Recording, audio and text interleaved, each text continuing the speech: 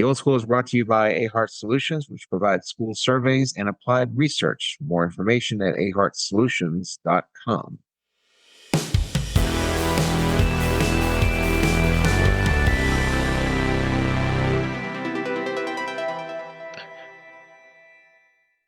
Good morning. Welcome to the Old School podcast about the American education system and about a host of other things that we will delve into, particularly today. And with me in that endeavor is my very good friend, Dr. Stephen Bourgeois. Good morning, sir. Hey, Miller. It's good to see you this morning. Relatively late in the day. Actually, we're recording on a Sunday, which is breaking all kinds of rules, but here we are. I think I may have broken all kind of Sabbath rules, and we both may be in jeopardy. Well, yeah, I don't like our chances here, Miller. Some places we could be stoned. Well, I think I'm wearing something with two different fabrics woven together, so oh, okay. not good. Yeah. Whoa. If you know your Leviticus, you may be familiar with some of these admonishments, but Yeah. Jews have been ignoring some of that stuff for decades, millennia. So Wow. so who knows? I don't know. To peel back the curtain, you and I have already gotten together once this weekend. Yeah, it's like we're getting a lot of time together in one weekend. How did that? I'm kind of vamping right now because you've frozen. Yeah, there you are. Huh? You're back again. You're frozen with your mouth open and look like you were about to start shouting or something. Well, and over here, it looked like you were frozen. So I how do don't we know buy it's how do we too. know it's me? I have nothing but confidence that you were the frozen one. No, but taking advantage of a age-old tradition of going to the record store. Yeah, that was fun. We had a little breakfast, and that was really great too. Went to the old part of town and a restaurant that's been around longer than we have. Sure. Yeah. But to what degree would you say record stores have not changed that much? Yeah, at least what we saw yesterday, we could have seen the same thing, except for the fact that compact discs, CDs are now antique. That's Yeah. for a moment. But other than that, yeah, we had a nice, the records were laid out with the little dividers, different sections, and they had various paraphernalia around the outsides, posters. They even had a bit of an antique store and clothing store inside, different sections. And yeah, and the people working there looked very much like they could have come out of the 1970s also. Surely in the 1970s, record stores were a little bit more mainstream, but I would say that it's like comic book stores. Mhm. I think you find some of the same crowd at comic book stores as you find at record stores. And there's a bit of an alt crowd. There's a bit of a free will, free-minded kind of crowd. There's the wannabe hippies. There's just a host of rather interesting characters, the likes of which you'd be hard pressed to find anywhere else in such large numbers. Um, I thought it makes for an interesting outing, and it makes it something quite different than what we normally do. It didn't feel like Texas somehow either. They're a little whatever you'd call it, little it's an oasis within um, Texas. 'Cause I didn't feel the Texas vibe happening. It felt more like what I grew up with. With its own vibe, yeah. I mean, it's something. Perhaps it is something akin to your halcyon days in Oregon. Oregon, as you mispronounce it. Oh, That's the British pronunciation. okay. You're cackling now.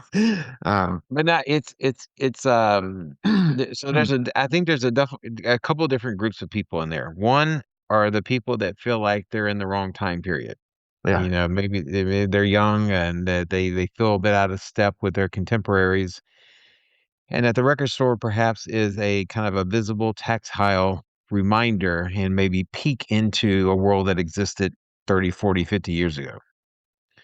And then you have those who are in some ways or another kind of trying to relive their past. And maybe we fall a little bit into that. Although me more so than you am a recent reacquirer of a record player and ergo records. So maybe there's something about this is it's an attempt to try to reconnect. I felt it felt difficult to buy something because I actually didn't. It's not my inherent cheapness. But they had two types of records. One were actually old ones because you could kind of see them, and then the Yeah, other were sealed up and much more expensive and represses or whatever you would call it. I had trouble with the represses, but the other ones you just don't know what you're going to get. They could sure. be terrible, but I have a feeling that that these sets of music, like I saw something from Beethoven. I had about 4 of these. It's the Centennial Edition, and within there, it was about 5 records within each one. I remember them, and I almost grabbed that, and I'm still thinking about it because somehow those I didn't hang on to, and, Hmm. um, and yeah, and then I'd be hearing the same recordings, and they're probably in good shape, so that we might have to go have more breakfast, and I'll pick up those because my record player is just waiting to be played. I obviously kept all my old records. Um, Hmm. but it feels like a big step, and so I was just more thinking it through, whereas you were actively buying anything you can get your hands on.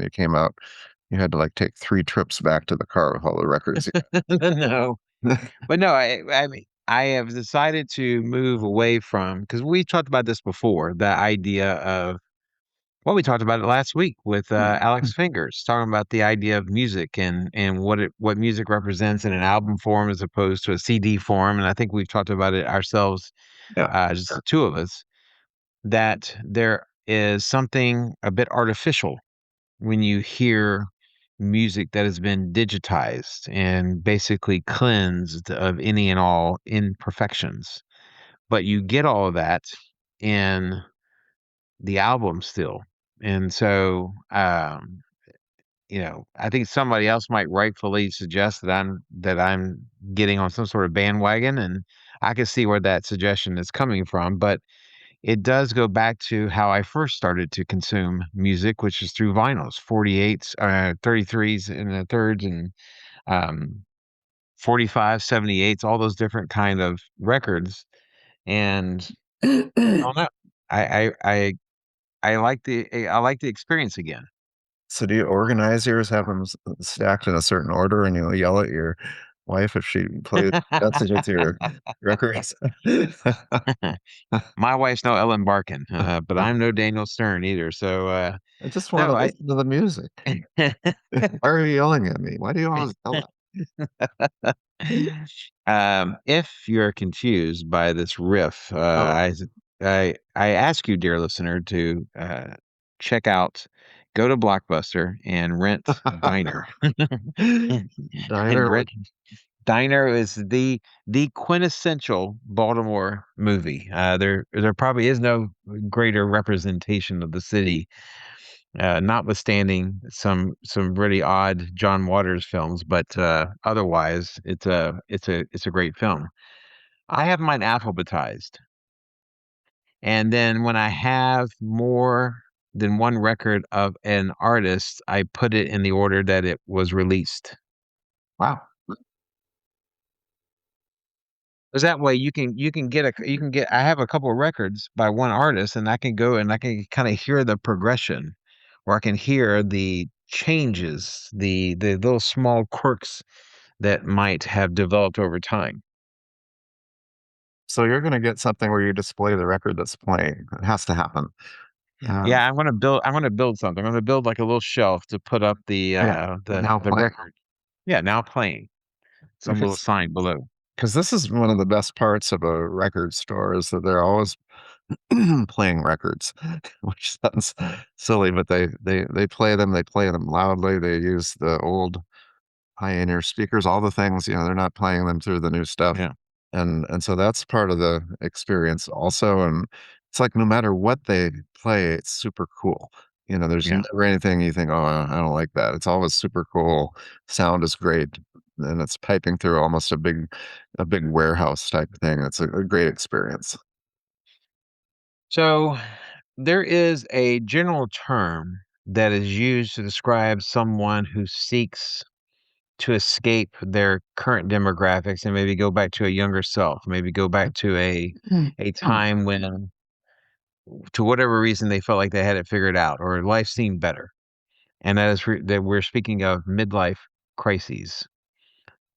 And you'd be interested to know that according to psychologists, the midlife crisis tends to happen between the ages of 40 and 60. So I think you are officially out. I don't know if you can speak to that, but according to the psychologist, you're officially out. But what I find interesting, though, is two things. One is that it only affects between 10 to 20% of people. Now, I don't know how they measure this, or I don't know, I don't know if there's like a Pew research about it, but Mhm. according to the psychologist, this only affects 10 to 20%. And the idea is that it affects in more or less equal measure men and women. Mhm. And the reason why I bring this up is that one, well, I think culturally, societally, we're given the impression that it's much more prevalent than that. And then two, we seem to believe as a culture that it primarily affects men, Uh, and to go back, you said between 40 and 50 40 years and old, 40 and 60 is the age. 40 and 60. Yes. Okay. And so that would imply that, about 80% of people, men or women, don't even experience this. But it does then make because I can't believe only 10 to 20% long for a different day or a different world or a different life for themselves. So what is the tipping point between someone having a midlife crisis and someone who's not, or simply one who's reminiscent of an earlier day? Is it someone who acts on it? No, I would say it goes on along it happens every day, constantly. I'm reading a lyric from the Midnight Train to Georgia, and, Okay. uh, and the part in parentheses are the pips. So he's leaving, and then in parentheses, leaving. That's what the pips say on that Right. night train to Georgia. And the pips, they say leaving on that midnight train. Yes, but here comes the line. Said Okay. he's going back to find. The pips say going back to find to a simpler place and time. And that's what we're looking for, a simpler place and time. It's a profound line, because the place is simpler somehow, and the time is also simpler, and it's trying to bring that back to the present, and it's an impossible task, but that's why he's leaving on that midnight train, and he's going to a type of midlife crisis, but it always has to do with going back, as opposed to, "I want all these new things that I never did." To me, the crisis is going back.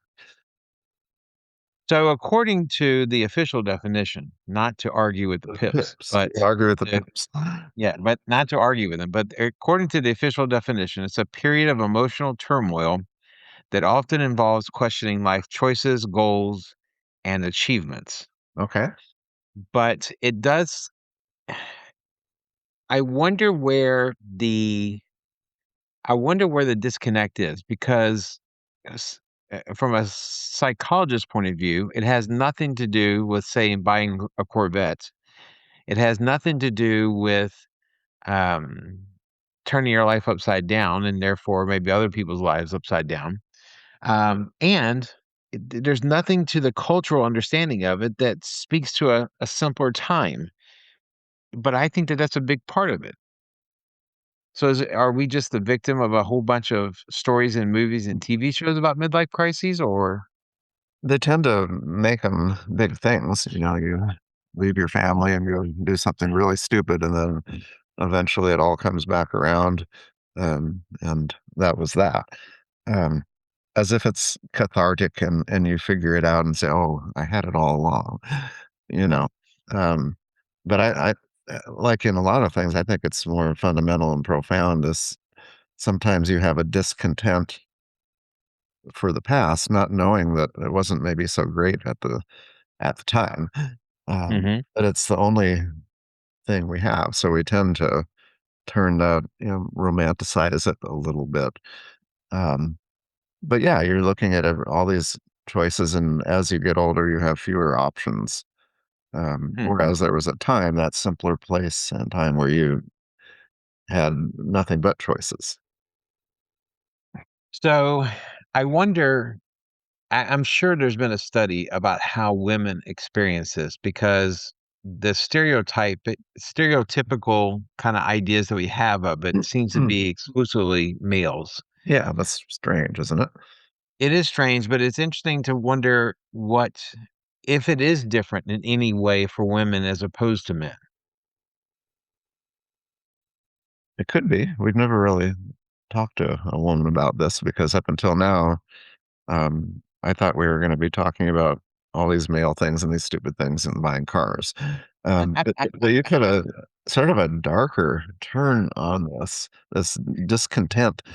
You're gonna be citing Freud and civilization and its discontents, and that the civilizing force, particularly for men, but for anyone, has this it takes rips away the possibility of any sustained happiness because we're always being forced outside of our nature.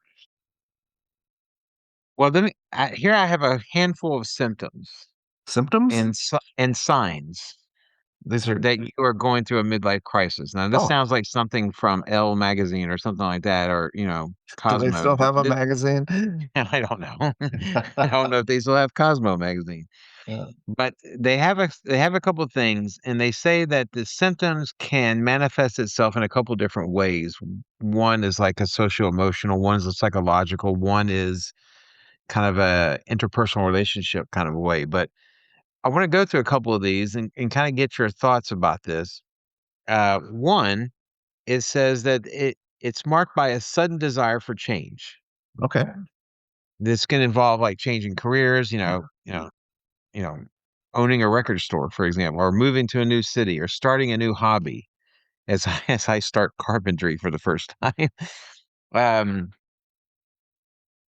okay, another one. Increased focus on appearance is another symptom. People might start exercising more, We'll go back to the dressing. first one. Let's break it Okay, down. okay. So that first one had to do with, A sudden desire for change. um, the I guess, yeah, I always have a desire to change around the space. I'll Okay. convert a room into some use that it's never was never meant for. Turn the den into a workout room, you know? Yes. So it Okay. usually involves moving furniture or books, and the books you see behind me have been in most every room in this house. And so that's sort of a micro aggression, a way to to to to to move things and do some change without spending any money or just moving things, around, but there was a time in life, and you probably I know you went through this too, where just physically moving, relocating, Yes. I would scratch that itch a little bit. So we've both gone through it, I think, Mhm. as far as like going to new places, going Yeah, to new states or towns or cities or whatever the case may new be, job, yeah. new jobs.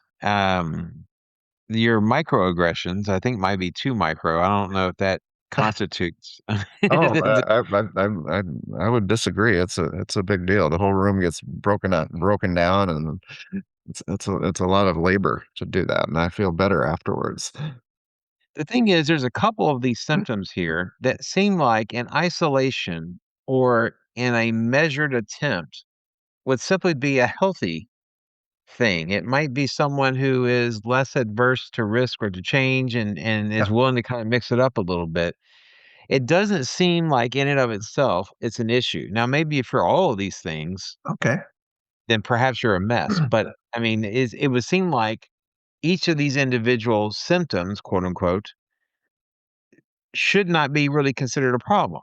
Well, go down. Let's go down line. How many are you talking about? I have like Well, I mean, I could have about 5 different things. Okay, yeah. So, all right. 2 is the increased focus on appearance. And this can be done by people that kind of change their lives, they change the way they dress. Maybe they start going to the gym more. You know, that doesn't, I don't know, that doesn't seem like something that you could easily say, Mm. oh, that's a sign. But maybe in conjunction with the other stuff, perhaps it is. It's the kind of thing somebody does after they get divorced or something. Yeah, Just hit the gym. Uh, putting yourself back out there. I guess so, but yeah. And you're Okay. doing it in the meat market that is your current American gymnasium experience. Wow. Okay. Feelings feelings of regret and nostalgia are common, Mhm. along with the question, "What if?" Wow. So Is all you got to say about it. I'm thinking back now. Um, all these choices that led to this very moment. Here I am rambling with Ross Miller, and if I would have done one other thing, we wouldn't be here right now. But I take it a little. I take it to that extreme immediately. Say if I had done that, my kids wouldn't be here, and what's the point? So I made all right decisions. I have no questions about that. But you can play it forward, and it's sort of fun. Yeah. Um, but but yeah, and then all those people that you used to know are either dead or really old, and they probably got a lot less interesting as they got older. Who knows? It's interesting that this is the first one that does not seem on its own to be a productive quality. I Okay. think most people would say that, it does no good to regret anything. Right. Everything happens in the way that it should, as Spock said, the universe unfolds in the way it was meant to. So the idea of regret or nostalgia, I remember one time a student told me, he said, "You're the least nostalgic history teacher I've ever met." And there's something to that. I'm a big believer in letting the past go, not going back to it, not revisiting places because I feel like that is a psychological problem. So this is the first of the symptoms that we get here that seems to me problematic. Living in the past. Yeah. Like in East Germany, they would call it Ostologie, nostalgia for the East, when they were living under a planned economy and a rather surveillance type state. Mhm. Miss it because there was something about that. Well, but yeah, nothing positive about it, but it's human nature. I think everybody experiences that. And then things get darker. So the next couple points are psychological. Okay. The notion of depression or self-doubt that leads to low self-esteem and the realization of unfulfilled dreams. Wow. So what do you do with that? You listen to a lot of pop music that gets into that a little bit. Um, you can probably think of several, um, but I think that's harder to connect with, because once you go there, as you get older, you kind of get stuck. If that's your outlook. At the same time, it seems that we are less than qualified to speak on how women experience this. I'd be very interested to know, we know women. Yeah. We should ask them about Oh, this. come on. Every time you ask a question like that, it's incredibly dangerous because you're basically talking about yourself. Do you Do I have regrets, Ross? Yes, Yeah. let's start with you. You really suck. Come on, get out of here. Um, had all these goals, dreams. Yeah. So it's dangerous I territory. could have been somebody. I c I Um, could have been a contender. yeah, but regrets. It seems like now we're going from kind of a more of a whimsical look back on our lives and what it used to be compared to Yeah. what it is now, to now there's something more psychiatrically wrong here, where it would seem like that the symptoms are not just someone who feels bad that they are not more, or they feel bad that they're not what they used to be. This seems to be something that's a lot more problematic and a lot more dangerous in some ways. And I don't associate that with my perception of midlife crises. The midlife crises are certainly problematic more in a relationship sense, but it's never painted in this particular way. It could reflect not having anything really exciting to do. I mean, both of us have lots of exciting things right now that we're doing. But as if you imagine somebody who is in fact retired, and what happens as you retire, and we can probably document this, is the routines become more and more important, and so people who are truly retired start to repeat a day. You Mhm. Another time, another day, same day, basically, if you really Groundhog Day. yeah, yeah, they do Groundhog Day until the end, and I think that's, kind of outside of our experience, but that would Mhm. be sort of a sign, and maybe and there's comfort in that. I can see why people do it, but, um, yeah, the Groundhog Day thing would kind of pair with what you said, but again, you could do the Groundhog Day and be completely happy. I know people who just love it, love and then the differences are subtle, but it's a joyful, good thing. And so I think it may start out joyful, but I remember yeah. someone talking about a process of aging Mhm. where the person starts to do only that which they are comfortable with, and then that selection of choices becomes smaller and smaller Mhm. as they get older to the point where, sun up to sundown, they're in their recliner watching their stories and eating Jello or something. That the options become so limited that what may have started out as comfort in a routine or a schedule or whatever the case may be, doing these things that you love becomes something much more degrading. Wow, it's hard words, Ross. I know I had to look up half of them. Yeah, yeah, and now I'm gonna do the same. Well, um, the I think if you have this inherent discontent, and I know people like that, um, getting into a bit of a rut doesn't seem to be, uh, something I mean, traveling, is a lot of work, but it also takes you out of that rut to some extent. Mhm. And it's filled with a bunch of things that you're not accustomed to, Yeah, that you are not familiar with, and so therefore, you start to kind of avoid that. yeah, yeah, Now, I could see it, but it happens to everyone in time. You don't have the energy for new things.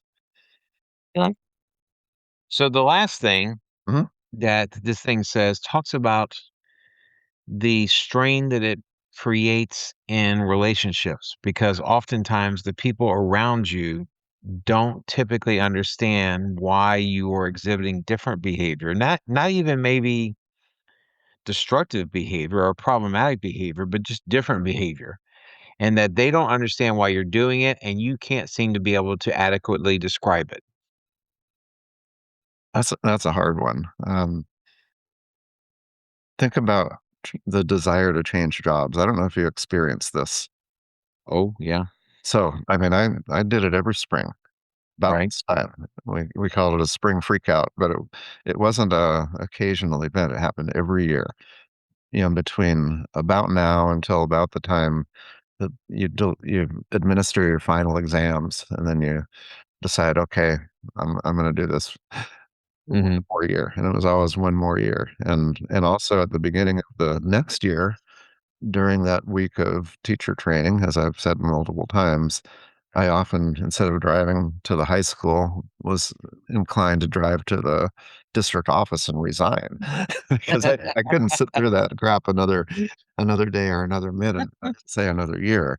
But that stuff was real, and so that discontent professionally creates that idea that you're not happy in a sense, and so many people are don't go through that. But I was fighting the profession up until I left it. Mm. Every year. But this is the thing where in some ways it can be considered beneficial. I mean, your willingness or someone's willingness to Mhm. do something completely different or to seek out new challenges. Yes, it might leave questions. We're not just talking about the husband that ends up with a secretary or the wife that ends up with her trainer or what have you. Usually, a lot of times, you're talking about simply, you know, trying to find something that fills a different part of your void in your life. And so you go in a different direction. And I guess, yeah, if you don't kind of hip everybody around you to what you're doing, I can see it as being a bit discombobulated. But this is something where, in a certain measure, it might be considered healthy. So I could say the everything you've described as midlife crisis is something that could start at around 30 and never end. Yeah. It's just getting older. Um, Hmm. but so I'm surprised that more people don't go through with it, go through that. Does that mean that they have this strange contentment that none of the rest of us have ever experienced? That is not my experience when dealing with people. Yeah, I don't 80% of the time, I don't deal with very contented people. And right. so it suggests to me that everyone or that a lot more than 10 to 20% feel this way, but there must be some sort of tipping point where and it must be something that can only be measured by negative consequences. It can't be something where he changed his job or he lost 20 pounds. This guy is knee deep in it. It must be something where he left his wife and kids of 50 years or whatever, or she decided to go in a different direction. It can't be just that. It has to be something that can only be measured as a negative that defines midlife crisis. Because otherwise, if it was a positive outcome, what would be the crisis? Yeah, everybody would be frustrated all the time, but the tragedy is that you can't escape yourself. You're always there. Right. And so those feelings of discontent would just translate to the new surroundings and people. And I don't know that there's a here. I think we get the wrong idea, watching movies and reading Right. books and watching television about this resolution. And that's one of the reasons that I think that the worst thing that can ever happen in a television series, particularly a comedy, is that there's a resolution. People get together. It becomes incredibly boring and unrealistic, because that tension is where you get these moments of reality. And it can also be funny and alive, but Right. once things are so settled, the sustained happiness is like the worst concept available, because some of this is, I mean, we're using different words, midlife crisis, but some of it is just plain boredom. And Mhm. there's this tension between anxiety and boredom, and that's the human condition. And where you find that sweet spot, we have our equilibrium, unfortunately, is this discontent and boredom. And so once we get to that point, what do? You find something to break the boredom, and you need to control the levels of anxiety, and hopefully they're positive ones. I'm not going to jump out of an airplane to get anxious. You know, for me, I can do something much less physically Much dangerous. Risk clo rewards. much closer to the ground. Yeah, yeah. I mean, forget the fear of jumping out and then landing. My every bone in my back would probably move, and I'd be remembering that moment for the rest of my days. I'm limping around. Um, So one of the things that it points to is it points to what's interesting is the time frame that they give, yeah, 40 to 60. And I think for men, it's mostly men who are starting to reach an established level in work It's probably mostly dealing with men who are facing near grown children, Yeah. so probably teenage years. Um, for women, they associate it for being around menopause. So 40 to 60 is roughly the period where women go through menopause, and that this also then triggers kind of a reevaluation of what's going on. But anyone who has kids, anyone who has like a regular life, the boredom inherently associated with it. Every day is a penalty kill. You're trying to get to bedtime. You gotta make sure the kids go to school. You gotta make sure they do their homework when they come back. You gotta make sure they're not going gaga over video games too much. You're preparing dinner. You're making sure they eat it. Then there's a cleanup after dinner. Then there's everyone's going through their bedtime routines, and everyone goes to their respective quarters, and then you go down, you lay down to go to sleep, and then you wake up and you do it all over What again. a depressing story here, Miller. Um, I've never heard you speak like this. But you can see the boredom that goes into how people live their life. And any kind of breakout has to be purposeful and by nature is going to be disruptive. And maybe that's where we get a midlife crisis. For apparently only 10 to 20% of us. Well, there's a German story. I should know who wrote it, and I will in a minute. But um, but this was an old man who lived by himself and had kind of a repetitive day. And they talked about he did this, alarm woke him up, and so forth. And he'd do his little errands, and eventually he decided, um, es muss sich ändern. It must change. And so he kind of chuckled and started changing the names of words. So alarm clock uh, became plate, or so he just started replacing words and fixing, and so that now he was thinking this all to himself. Instead of drinking a cup of coffee, he drank an alarm clock, but he changed the whole language, including verbs and everything, and made this world unto himself. And because he was so tired of everything being the same, and then the result is that, he could no longer he internalized this change. He couldn't talk to anybody, didn't utter anything else again because of that. But it was a drastic thing, and he had this moment but that moment of creativity, that was probably his existential moment of triumph. But then he executed it and became completely disengaged from the world. Only a German story.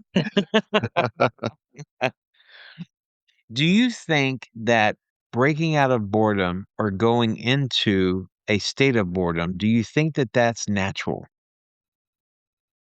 As far as getting out of it or being bored. Or either one of them? Is either one of those things a natural condition that humans, to be human, have to fight against? Or is it or is it natural for us to always be seeking a way out of boredom? I think it's a sign of our success and our civilization. That we used to have real fear, that we were going to be eaten. We are going to, and that's our psyche, and everything is so old that it's still wired that way, with fear and response, and being aware of your environment and trying to survive. So the anxiety part, we don't get as much of that.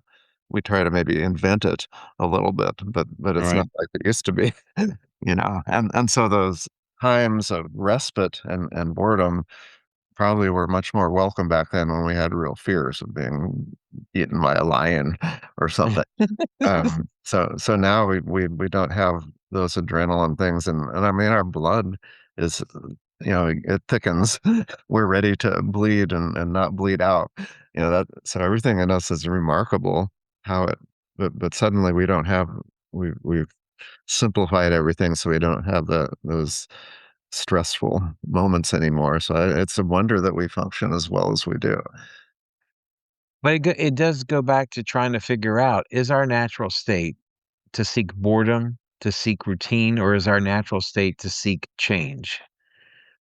because I would think that one or the other would lead to some sort of dissatisfaction. It would lead to some sort of, yeah, you're right in the sense that, you know, you I mean, well, some people don't have to wonder as they walk out the door whether they're gonna get hit by something or shot or whatever the case may be, but it does make you wonder what is supposed to be our life. W what is our natural state of being? Is it change, or is it, you know, a kinda sameness? I think the natural state is a will to power and to dominate, and we're an incredibly dangerous animals who have been tamed in the society that we've created, and so we're very much caged animals and incredibly uh, supremely dangerous in the way that our mind works. We're not using our capacities for survival or attack or acquisition because we've been toned down so much in the society. You know, in the early 1800s, as the United States began to become more urbanized, although nothing to the degree that it will in the late 1800s. But in the early 1800s, there was a desire of people to leave the cities and go into the mountains Yeah. to try to exist without any of the modern social conveniences, comfort, securities, and assurances about anything. And perhaps that represents the last full measure of man trying to reclaim what it once was. And as you say, in our DNA, we still are, but we just can't exercise it. Yeah, we do it symbolically. We go to sporting events, we watch sports on TV and everything. But I think the more dangerous one that you mentioned is the boredom, and is that our natural state? I think it's an important state. That's from boredom comes creativity. Any Mm, psychologist will say that you need leisure and boredom to come to work through things and eventually to find something interesting. But the screens that we carry around with us have taken that away. So I mean, I can't imagine not being bored. But mm, people will take out their phone, play games, and they're getting these little dopamine pushes whenever there's a little notification ding. Oh, mm, somebody needs me. But it's so low level, these little things, but it's enough to sustain. So people, once they get bored, they're on their phone right. and giving themselves some type of input. I mean, I have a lot of input of reading, particularly, and my input problem is that I suffer from tinnitus or tinnitus, whatever you wanna call it. Yeah. But anytime it's silent, I'm hearing a faucet in my left ear and a faucet in my right ear, Mm, and so that's why I tend to work all the time or be at least active. But the idea of just squandering time playing little games on your phone to get dopamine so that you're not bored, mm. that's what the world has created right now, and it seems like it will lead to docile people in time, which is very dangerous politically in all kinds of ways. Wow, you said I was going down a dark path. You just Well, started down. I was fired up a little bit about the will to power and to conquer because that's the state, the natural state, but if between, I mean, it used to be television, but we're anesthetizing people, Yeah. their desires, and because again, people are so dangerous in their natural state, but I believe that the human is becoming less interesting over time, and that's not a good thing. It's not a good thing, and it's one of the reasons why, some certain pedagogical methodologies, Mhm. things that have been used for over a millennia, don't hit the same as it used to. We talked about the idea that, I used to do the Socratic method or kind of a modified version of the Socratic method, but no one wants to be questioned. No, or they feel like they're being badgered or something like that, and Attacked. You're attacking eh, me. I can't I just I asked don't you feel why. I don't feel safe. But I think it's, well, no, but it's a problem. It's a problem when people can't engage in that way, or they seek to do anything they can to avoid it. And I don't know. I mean, I hate that all of our conversations come back to stuff like this, but there's a reason, because I think a lot of things do come back to things like this. How we conduct ourselves, how we interact with other people does have an impact on our mental well-being. It has an impact on our relationships and things of that nature.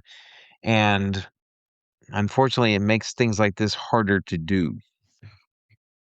Well, you were telling me yesterday about growing up with a bus driver who would redirect his riders pretty assertively, and I mean, that's the foundation, of being able to I mean, if you can do that, I mean, being asked a couple of questions by your teacher doesn't seem quite so bad. No, to let everyone in on the story, I had a we had a bus driver, and I my sense of it is most bus drivers were like this. Yeah. But, you talk to someone today, "Hey, you don't wanna do you wanna be a bus driver?" And no, I don't, because usually people think about the bus driver as this hapless victim up front with Yeah. all this chaos going behind him, and he or she has no power to deter it.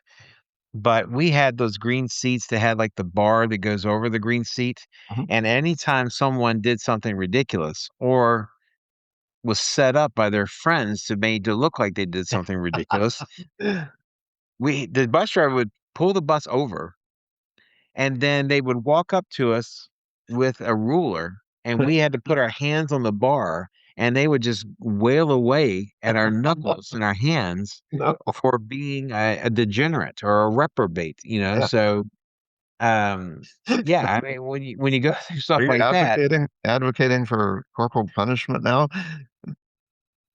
You got quiet. I wouldn't be totally against it. By bus drivers, I mean, that would make everybody would have their cell phones out, you know? Bus driver would be thrown in jail, parents of the bus driver would be tried. Was it George Carlin said that, he got hit in the hand so much that, school would call his mom, Your son's George is falling behind in penmanship. Well, he's crippled. He's trying to write with his left hand. Stop hitting his right hand." No, And so, I don't know. but this It does it connects to the midlife crisis, I don't it but I'm picturing the more recent this next generation having a pretty dull, midlife crisis, you know? or maybe their midlife crisis will be an attempt to break free from what has been constraining them all I this hope so. time. I Yeah, hope so too. yeah, It could be the only thing that saves us in the yeah. end. They need to open up a record store, I thought you were gonna say that you and I should do it. We really could. It would fit our demeanor. We'd have to get real young people to work for us, kinda offbeat people, and we'd be in the back sitting at a table, Yeah, playing checkers or like something. like 2 Dons just waiting for people to walk up Yeah, to. that would be fun, but anyway, it was a good scene. I it did kind of all come back, and you got some good records, and I think we need to make that a more frequent occasion, because it did bring a lot of experiences back to me. And joy, and some of those experiences were joyful, so, Yeah, yeah. w well, Well, we managed to make an episode out of this. What do you think of that? uh, I I never have a lot of expectation on these things, so we exceed the expectation most of the time. Well, I am very happy that all of you guys are listening, hung out with us today. Thank you so much for listening. Yeah, And with that, it is NFL football playoffs. yeah, somebody's gotta watch those games. They're not going to watch themselves. And so, with that, I shall say adieu, Herr Dr. Bourgeois. Auf Wiedersehen, Herr Müller.